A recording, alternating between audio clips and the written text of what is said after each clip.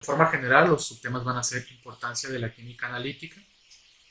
Vamos a ver por qué es importante llevar a cabo este tipo de procedimientos en un laboratorio de forma eh, constante.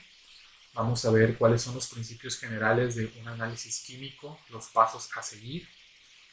Vamos a ver las clasificaciones de los diferentes métodos analíticos, dependiendo pues del procedimiento que se lleve a cabo o de la naturaleza de los procedimientos. Vamos a ver formas de expresar concentraciones en diferentes tipos de unidades, cuáles son las más comunes y más utilizadas dentro de un laboratorio para la realización de cálculos y posteriormente reacciones químicas. Vamos a ver también lo que son estandarización de soluciones, cómo se realizan, para qué se realizan y cuál es su función. Bueno, vamos a ver entonces cuál es la importancia de la química analítica. Entonces, la química analítica pues se encuentra en diferentes áreas, como son pues, diferentes áreas de la química, como son la química analítica, química inorgánica, bioquímica, física, entre muchas otras. Y pues nos va a ayudar con lo que viene siendo los métodos que se utilizan pues en todas las reacciones que se involucran en las diferentes áreas. Entonces contribuye tanto con métodos como con técnicas. Entonces, como les comentaba, pues contribuye con métodos y técnicas para el desarrollo experimental en una investigación, que se haga de una forma eh, concreta, siguiendo ciertos pasos o ciertas metodologías, y pues que se tenga un uso común de estos métodos en las diferentes áreas de la ciencia. Entonces vamos a ver que la química analítica pues contribuye, como ya mencioné, con estas técnicas y métodos para el desarrollo experimental. Entre ellas pues tenemos la física, biología, nanotecnología, electrónica, ambiental, termodinámica, etcétera, etcétera. Básicamente cualquier ciencia que implique química pues va a tener o va a utilizar la química analítica. Entonces vamos a ver que existen dos áreas principales de la química analítica y pues se clasifican respecto a la información que nos pueden proporcionar. Entonces está la química del análisis cualitativo. Ahorita vamos a ver en qué consiste, así de manera muy general y rápida. Nos da información acerca de cuáles son los componentes de una muestra química, de qué está compuesta, cuáles son sus características que se observan a simple vista, pero no nos habla de cantidades. Ya el análisis cuantitativo, pues ya nos habla de sus cantidades. Entonces vamos a medir diferentes variables. Vamos a ver cómo cambia, por ejemplo, su color en cantidades, su conductividad, cómo cambia, por ejemplo, eh, su resistencia. Podemos ver pues, diferentes parámetros, su concentración, etcétera, etcétera. Pero ya involucra números. Mientras que el otro, pues podemos visualizar de manera distinta lo mismo. Podemos ver, pues cambió de tonalidad, sin importarnos en cantidad cuánto cambió. Ambos son bastante utilizados. Cuando ya se estandariza un método, vamos a ver que el análisis cualitativo también es muy utilizado en la química analítica. Bueno, aquí vemos un poco la descripción de ambos tipos de análisis. Primero el análisis cualitativo, el cual, como les comentaba, nos dice más de qué elementos está conformada la mezcla, solución o compuesto que estemos analizando. Nos dice pues cuáles elementos están presentes y nos dice algunas propiedades de esos elementos, pero no toma en cuenta cantidades y proporciones. Eso es muy importante. Entonces, como ejemplos tenemos la determinación de la composición y propiedades químicas. Entonces, por ejemplo, algunos elementos cuando están presentes en una solución van a presentar cambios. Por ejemplo, aquí en estas imágenes vemos en el primero de ellos que tiene bastante coloración la solución. Entonces ese color puede ser debido a un elemento en específico. Por ejemplo, un elemento que es de tonalidad naranja o rojiza es bromo. En algunos casos donde nosotros sepamos que puede haber bromo presente, pues decimos, pues si tiene esta tonalidad, entonces sí hay bromo presente. Entonces también nos puede hablar de los tipos de elementos. Por ejemplo, cuando nosotros agregamos plata a una solución acuosa, se forma un precipitado cuando hay cloro presente. Entonces es una forma de determinar que una muestra acuosa tiene cloro, introduciendo pues una solución que contenga plata. Entonces nos está hablando de un tipo de elementos, en este caso un halógeno. Y pues no estamos viendo cantidades en ningún momento, simplemente está o no presente ese elemento. En la imagen central pues vemos una tonalidad azul en la solución. Entonces un elemento que presenta mucho esta tonalidad azul es el cobre, específicamente el cobre en un estado 2 más. Entonces así ya podemos saber que en esta muestra hay presente cobre y no solamente que está presente, sino en qué estado de oxidación está presente, ya que cuando se trata de cobre 1, pues la tonalidad sería de otro color, por ejemplo, verde. Entonces ya podemos comparar, por ejemplo, entre una solución de cobre 1 y una solución de cobre 2 más. Entonces es lo que nos dice aquí. Podemos comparar en qué estado de oxidación se encuentra un elemento simplemente por tonalidad. Y pues también podemos ver reactividad de unas soluciones al agregar otro elemento con el que sabemos que puede ocurrir una reacción química, pues ya sea exotérmica, endotérmica, que libere o que absorba calor. Entonces, en ningún momento entramos en análisis de cantidades, pero sí aprovechamos las propiedades físico-químicas de los elementos presentes o que tenemos sospecha que pueden estar presentes en una solución. Por otra parte, en el análisis cuantitativo, pues vamos a determinar la cantidad relativa o absoluta de las especies o analitos de forma numérica. Entonces, lo vamos a determinar con respecto a las concentraciones y o estequiometría de las reacciones involucradas en todo el proceso que estemos llevando a cabo. Entonces ya vamos a saber cuánto hay de cada uno de esos elementos. Entonces estas técnicas, dependiendo de la aplicación, son bastante complementarias. Por ejemplo, determinamos, tenemos presente cobre, ahora me voy a un análisis cuantitativo y yo voy a determinar cuánto cobre hay presente por diferentes técnicas que vamos a ir viendo más adelante. Entonces vamos a continuar.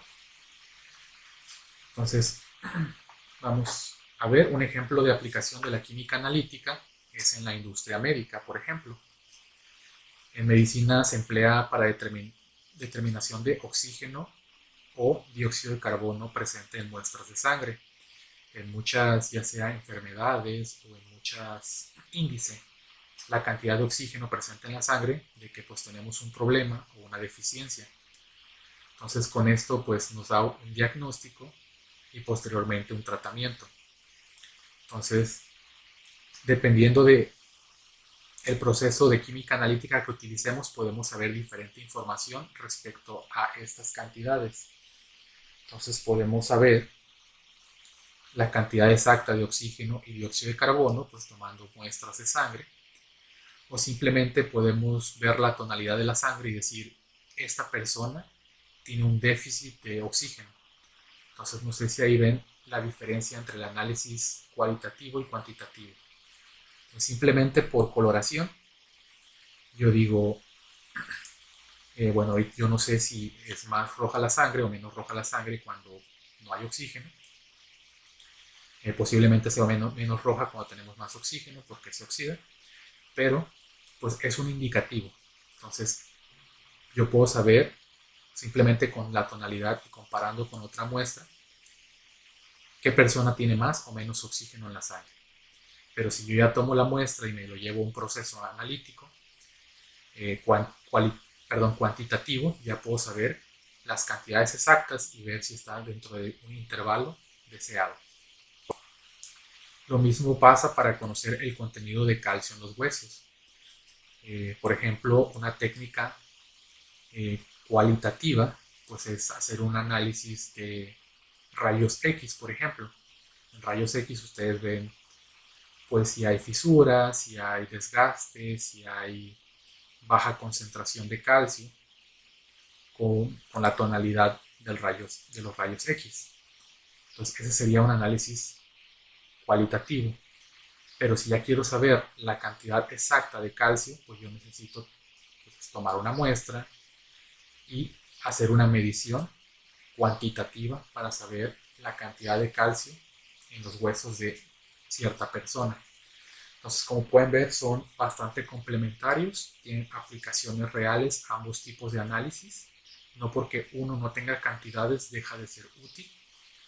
Al contrario, pues muchas veces ayuda a agilizar ciertos procesos. Simplemente comparo, veo si cumple o no cumple con cierto requisito. También tienen aplicaciones en la industria. Por ejemplo, se utiliza para el análisis de hidrocarburos. Por ejemplo, también de óxidos de nitrógeno, monóxido de carbono presentes en escapes automotrices. Entonces, ahí también podemos hacer análisis cualitativo o cuantitativo. Dependiendo si hay monóxido o dióxido de carbono, pues se puede hacer reaccionar con algún compuesto que cambie de color o que emita cierta variable y de esta forma saber si está presente simplemente. Pero ya nosotros también podemos cuantificarlo utilizando pues técnicas más especializadas. En la industria alimenticia pues también se cuantifica lo que es el nitrógeno en alimentos y es una forma indirecta para determinar cuántas proteínas hay presentes en dichos alimentos. Entonces, como pueden ver, aquí lo importante es saber que ambos tipos de técnicas siguen siendo útiles. Entonces, el objetivo principal de los métodos analíticos cuantitativos es medir la cantidad de analito. El analito es la especie de interés en una muestra. Y también pues medir sus propiedades intrínsecas, que son características de dicho elemento o de dicho analito, como pueden ser su masa, su volumen, su intensidad lumínica, su carga eléctrica, su coloración, etcétera, etcétera. Pues nosotros vamos a ver diferentes propiedades de la especie de análisis. Todas estas propiedades y algunas otras pues son proporcionales a la concentración. Pues si tenemos una mayor concentración, tenemos una mayor masa, un mayor volumen. Si depende de la cantidad, pues también la intensidad lumínica, con algunas excepciones. Y pues también la carga eléctrica, si es una especie conductora. Entonces un ejemplo de ello es la concentración. Una concentración mayor de cobre 2+, en una solución acuosa, nos va a dar una conducción mayor. Entonces ahí podemos ver una de esas propiedades del analito. El analito es cobre 2+, la propiedad a medir es la conducción. Si aumentamos la concentración o la cantidad del analito, aumenta la propiedad que estamos midiendo. Lo mismo para su coloración. Ya les había comentado que tiene una coloración azul. Entonces, si tenemos poco cobre, pues la tonalidad azul es una tonalidad clara. Conforme nosotros vamos aumentando la cantidad o concentración de cobre en esa solución, va a ir aumentando la tonalidad. Entonces, de manera contraria, pues también podemos ver pues, los cambios en su resistencia. Va a disminuir la resistencia conforme aumenta la concentración. Pues vemos que puede ser una relación directa o inversamente proporcional a la concentración. Entonces, muchas propiedades, la mayoría de ellas son dependientes de la concentración. Entonces, dependiendo de la variable del analito que se mida, los métodos se clasifican de distintas formas que vamos a ver también a continuación. Entonces aquí vemos algunas de sus clasificaciones, dependiendo de la variable que vayamos a medir. Entonces si vamos a medir nosotros lo que es la masa del analito o de la especie de interés, vamos a utilizar un método gravimétrico. Entonces estos métodos se utilizan para determinar la masa del analito o de algún compuesto relacionado químicamente con él mediante la estequiometría de la reacción. Entonces nosotros podemos, no sé, por ejemplo, pesar un producto que obtuvimos en una reacción química. Entonces aquí el método gravimétrico sería usar una balanza analítica, pesamos el producto que obtuvimos y mediante la estequiometría de la reacción podemos saber las cantidades que se utilizaron de reactivo y así nosotros poder posteriormente colocar la cantidad necesaria de reactivos para obtener la cantidad requerida de productos. Entonces, en eso consisten básicamente los métodos gravimétricos, que hay pues una variedad también amplia de cada uno de ellos. También tenemos métodos volumétricos. Como su nombre lo dice, pues cuantifica el volumen de una solución que contiene reactivo suficiente para reaccionar por completo con el analito o alguno de los reactivos. Entonces, ya sea que nosotros midamos el analito directamente o igual midamos el volumen del producto obtenido, que en algunos casos el producto puede ser líquido, y de esa forma, igual utilizando una estequiometría o un análisis cuantitativo, vamos a obtener los componentes de dicha reacción química y vamos a poder nosotros también controlar cuánto producto obtenemos de esa reacción. También tenemos métodos electroanalíticos, entonces vamos a medir propiedades eléctricas del analito, como pueden ser su potencial, su corriente, su resistencia o su carga. Entonces, cuando tenemos una especie que conduce la electricidad, pues podemos medir cada uno de estos componentes. El potencial químico comparándolo con respecto a otra especie, la corriente pues midiéndolo con un voltímetro, igual con las mismas técnicas podemos determinar la resistencia y pues mediante análisis de masa-carga pues podemos determinar la carga de esas especies o cómo cambian en el transcurso de la reacción química. También existen métodos espectroscópicos que pues ya verán en cursos pues, más adelante y se basan en la medida de la interacción de la radiación electromagnética con los átomos o moléculas del analito. Entonces se les hace incidir luz o energía calorífica, eléctrica, etcétera, y pues eso va a cambiar propiedades en el analito. Entonces puede ser que el analito cambie de color, cambie o reaccione químicamente, puede que presente una propiedad conocida como fluorescencia, etcétera, etcétera.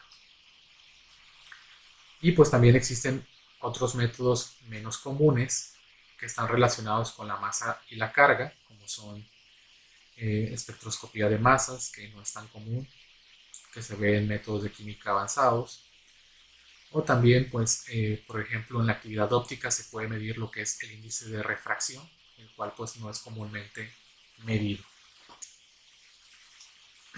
Y algo muy, muy importante, sin importar el área en la que se aplique la química analítica, sigue una serie de pasos muy importantes para poder así estandarizar más que nada el proceso o el análisis cualitativo. El objetivo es de que cualquier persona pueda desarrollar dicho proceso simplemente siguiendo las instrucciones pues marcadas. Entonces, dependiendo del proceso, algunos de estos pasos se pueden omitir o se requieren pues más casos o más pasos. Un ejemplo, si la muestra es líquida, puede requerir disolución. Si la muestra es sólida, pues va a requerir disolverse en algunos casos. Entonces, el primer paso de un análisis siempre va a ser elegir el método que se va a utilizar o por qué método se va a medir la propiedad del analito. Entonces, dependiendo si es una muestra conductora, pues elige un método que pueda medir resistencia, conductividad o potencia. Si es un analito colorido, pues elige una técnica óptica como ultravioleta visible, fluorescencia, etcétera, etcétera. Entonces va a depender de el análisis que estemos llevando a cabo. El siguiente paso pues va a ser la obtención de la muestra. Vamos a ver pues más adelante cada uno de estos pasos más detalladamente. Ahorita se los describo de forma general. Entonces el siguiente paso es la obtención de la muestra. Entonces ya sea que la muestra requiera una preparación o un aislamiento previo, entonces se le va a dar el tratamiento para aislarlo de otros componentes, se va a disolver, se va a tratar, se va a triturar, se va, etcétera, etcétera. Puede llevar varios pasos previos. Lo siguiente es la preparación de la muestra. Entonces, dependiendo del análisis, se requiere que la muestra esté disuelta, tenga cierto intervalo de concentración o se encuentre en líquido, sólido, gas. Entonces, a eso se refiere con preparar la muestra. Entonces, el siguiente paso es si la muestra es soluble. Si la muestra es soluble, se continúa. Y si no, se lleva a cabo una disolución química. Ahí ya se tendría que ver otros factores como disolventes, cuidados que se tengan que llevar a cabo, reactividad, etcétera, etcétera. Si la muestra es soluble o ya se tiene preparada, se mide la propiedad química de interés dependiendo del método que se eligió. Entonces, se puede medir esa propiedad sin ningún problema. Si es sí, se continúa. Si es no, se tiene que cambiar el método que se eligió.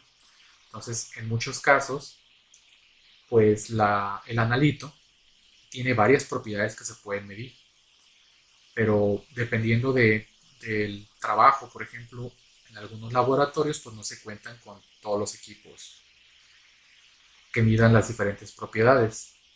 O si trabajan en una industria, pues puede que la industria no tenga todos los equipos disponibles para todas las propiedades. Entonces, se puede medir la propiedad química con el equipo que se tenga disponible. En algunos casos, pues no se va a poder medir en ese equipo y se va a tener que pasar a otro equipo en el cual, por ejemplo, se pueda analizar la muestra sólida si no se pudo disolver, o en la que el solvente que se utilizó no interfiera con la medición, que es algo que ocurre en varios casos, que puede reaccionar el analito con el solvente o con el medio. Entonces, en ese caso tendría que cambiar lo que viene siendo el método. Entonces, si hay alguna interferencia, se tiene que eliminar la interferencia. En muchos casos, pues lo que se hace es simplemente en el equipo se toma un blanco.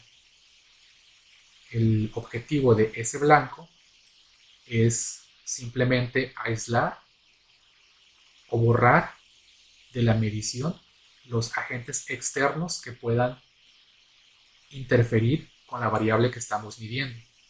Si hay otras especies que tengan coloración, se ponen inicialmente de forma individual en una muestra y el equipo va a eliminar esa variable. Si tienen cierta conductividad, se mide inicialmente la interferencia y el equipo posteriormente va a eliminar esa propiedad de conducción, por ejemplo. Y finalmente, ya que se eliminó, ya sea con el equipo o mediante un proceso químico, la interferencia, se mide la propiedad de interés y pues ya se analiza esa variable. Entonces, siempre se sigue este tipo de procesos, ya sea con pasos extra o con menos pasos, pero pues se tiene que tener este tipo de procesos en un análisis químico. Y bueno, aquí no está incluido, pero posteriormente hay un paso extra, que es estimar qué tan confiable es el método que se utilizó. Entonces puede ser que yo mida una vez lo que realicé y me den ciertos valores, pero si yo mido lo mismo una segunda vez, no me den los mismos valores. Si mido una tercera vez, tampoco me den valores pues muy similares. ¿Qué quiere decir? Que el método no es reproducible. O si mide una persona, luego va otra persona y sigue los mismos pasos y no obtiene los mismos resultados, quiere decir que pues el método no es muy confiable y que se tiene que utilizar pues otro método o otros pasos. Entonces normalmente en un análisis cuantitativo es importante pues, realizar los experimentos por duplicado o por triplicado, dependiendo de la importancia del análisis, y pues sacar datos estadísticos como una desviación de los datos, etcétera, etcétera.